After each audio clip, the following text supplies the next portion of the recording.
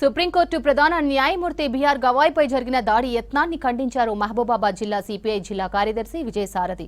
దాడికి వ్యతిరేకంగా మహబూబాబాద్ జిల్లా కేంద్రం అంబేద్కర్ సెంటర్లో సిపిఐ ఆధ్వర్యంలో నిరసన చేపట్టారు. నిందితుడిని కఠినంగా శిక్షించాలని డిమాండ్ చేశారు విజయ్. ఈ ఘటన రాజ్యాంగం మీద భారత అత్యున్నత న్యాయస్థానం పైన జరిగిన దాడిగా పరిగణించాలన్నారు. నిందితుడిని కఠినంగా శిక్షించి భవిష్యత్తులో ఇలాంటి ఘటనలు జరగకుండా చర్యలు చేపట్టాలన్నారు విజయ్.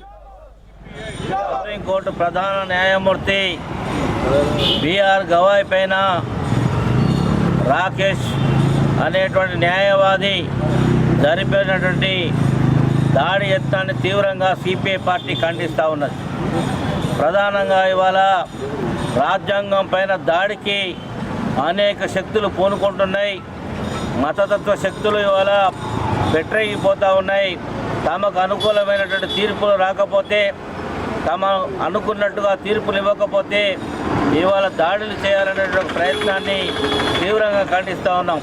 రాజ్యాంగాన్ని ప్రమాదంలో పడివేసేటువంటి ప్రయత్నాలు గత 12 ఏళ్లుగా ఈ దేశంలో మనల్ని పరిపాలిస్తున్నటువంటి పాలకులు చేస్తూ ఉన్నారు.